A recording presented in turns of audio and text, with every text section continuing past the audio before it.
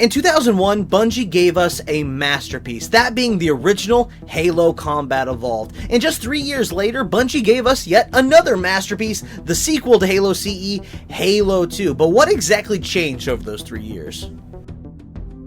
So in this video, guys, I'm going to be comparing two of my all-time favorite games, Halo Combat Evolved to its sequel, Halo 2. It's been a while since I talked about Halo on the channel. It feels pretty good, but guys, I hope you guys enjoy watching this video as much as I've enjoyed making it for you. And if you do like the video, maybe consider liking it. It helps the video reach new fans, which is always great. And if you haven't already, be sure to subscribe so you don't miss any of my future content. And if you feel like supporting the channel even further, check out my memberships. There's cool perks and things over there, and I really appreciate it. But guys, let's dive into the video. One thing that people tend to forget about when it comes to Halo CE is that there's only 3 handheld usable Covenant weapons in the entire game. Those being the plasma pistol, the plasma rifle, and the needler. And the plasma grenade if you want to count that. And though all these weapons do return in Halo 2 and are dual wieldable, Bungie did add a few new weapons to revamp the Covenant's arsenal. Beginning with the Covenant Carbine, which serves as a direct counterpart to the UNSC battle rifle, this alongside the brand new beam rifle serve as the first 2 precision weapons in the Covenant's arsenal in the franchise. And speaking of new weapons, there are a few weapons in Halo CE that were usable by the Covenant, but not usable by the player, and that has changed in Halo 2. Most notably, the energy sword no longer disappears when it is dropped and can be used by the player. And also the fuel rod cannon, which was exclusively used by Spec Ops grunts and would detonate upon the grunt's death, that is no longer the case, as it can be picked up and used in Halo 2 as well. Even the grenades saw changes between Halo CE to Halo 2, as the frag grenades no longer explode straight up into the air and more explode out, which is honestly, I kind of like the way CE did it more, but oh well. But the plasma grenade saw more changes, as when it detonates, it no longer rains plasma everywhere, but instead has a lightning arc effect, which is stuck with the plasma grenade in every Halo game since. I also wanted to specifically talk about the changes made to the Needler because they're pretty drastic between Halo CE to Halo 2. As you can see in Halo Combat Evolved, the Needler's needles in the weapon itself are more of a blue color, and when they fire, shoot purple needles. Whereas in Halo 2, they changed it where the needles in the weapon are purple, just like when the weapon fires. But also, the Halo 2 Needler is the only Needler that can be dual wielded, which makes it pretty unique. But Halo 2 didn't just add new weapons, as they added new races to the Covenant as well, like the flying drone, but most notably, the Brute was introduced in Halo 2. These shock troops with their unique berserk ability were introduced in Halo 2 alongside their new Brute weapons such as the Brute Shot and the Red Brute plasma rifle. The Brutes have become a mainstay in the Halo games for the most part, with the exceptions being Halo 4 and Halo 5, and have become fan favorites.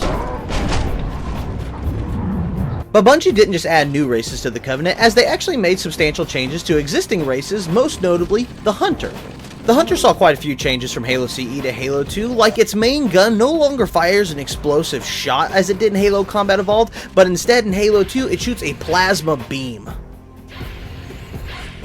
But most notably in Halo Combat Evolved, they changed the Hunter's biggest weakness, which is that it can be killed in one shot, even on legendary difficulty, with the Magnum or Sniper Rifle. This pistol strategy does not work in Halo 2, but the Halo 2 Hunters do have a weird quirk where if you throw grenades at them, they will kind of glitch out, where they'll either turn their backs to you when the grenade explodes, or freeze entirely, making them easier to take down.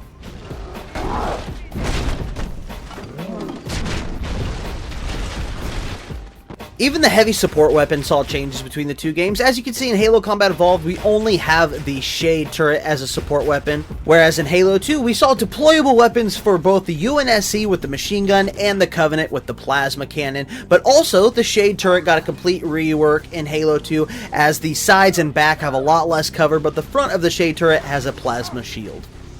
Moving on now to the weapon changes seen with the weapons of the UNSC. In Halo Combat Evolved, the assault rifle did not feel so much like an actual rifle, but instead felt more like a close-range submachine gun. So in Halo 2, they ditched the assault rifle and replaced it with the SMG, which could be dual-wielded and actually felt more like a submachine gun.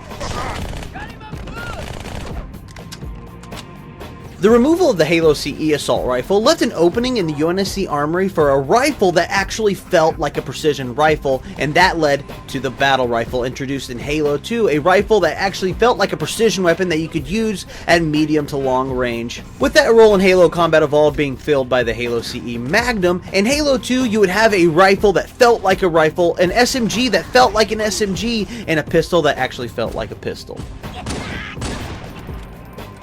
And just like with the Needler, I want to specifically mention the changes seen with the sniper rifle between Halo CE and Halo 2.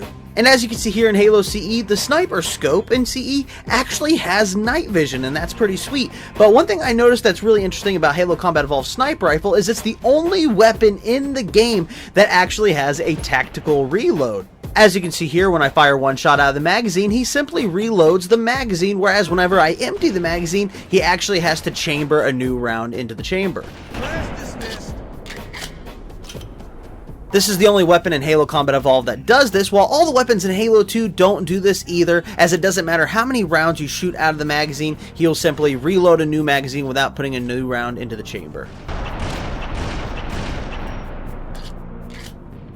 Moving on now to some of the differences between the vehicles between these two games. In Halo Combat Evolved, the UNSC vehicles actually cannot be destroyed. It doesn't matter how much damage they take, the people inside of them will die, but the vehicles themselves cannot be destroyed. While in Halo 2, this has been changed as the Warthogs and the Scorpion tanks can both be destroyed in Halo 2. The Covenant vehicles also saw quite a few changes, as both the Banshee and the Ghost replaced their plasma cannons that both shot at the exact same time with repeating blaster cannons, and both received the boost ability. The Halo CE Banshee also had this weird thing where if you were flying straight up and touched a wall, it would kick the pilot out. This has been removed in Halo 2. The Covenant also received their first cooperative vehicle, which is the Spectre, which serves as the counterpart to the UNSC Warthog, and I would love to see this vehicle return in new Halo games. But on top of that, the Wraith tank from Halo Combat Evolved is finally pilotable in Halo 2. But one of my favorite differences between the Covenant vehicles between Halo CE and Halo 2 is actually this cool double explosion effect that you see with both the Banshee and the Ghost in Halo 2. It's this cool effect where after the Ghost is destroyed, it explodes, and then it hums and vibrates around and then explodes a second time. This was also in Halo 3, but it has since been removed, and I thought it added a lot of character to whatever these Covenant vehicles are destroyed, and I would like to see it return in newer Halo games. And speaking of vehicles, one of the coolest new features added in Halo 2 was the ability to hijack enemy vehicles. Whereas in Halo Combat Evolved, the only way you could deal with enemy vehicles was to destroy them. In Halo 2, if you can safely approach them, you can steal them and take control of them yourself. Which is a far cry from the vehicles of Halo Combat Evolved, because if you touch them and they have the slightest bit of momentum, you are dead. And hijacking has been a staple of the Halo gameplay loop ever since Halo 2. And finally, one of my favorite differences between CE and Halo 2 is actually the ragdoll physics between these two games. As you can see in Halo CE, whenever you defeat an enemy, they do a stock animation until they can settle into their ragdoll physics, and sometimes this can be pretty hilarious. While in Halo 2, the ragdoll physics have been completely revamped, especially if you hit somebody with a precision weapon, they pop into the air and the ragdoll physics are on full display. Though sometimes it'd be kind of funny because the ragdoll physics sometimes are triggered late. But ultimately, the ragdoll physics in Halo 2 look fantastic, even today. But honestly, I do have a soft spot for the CE ragdoll physics.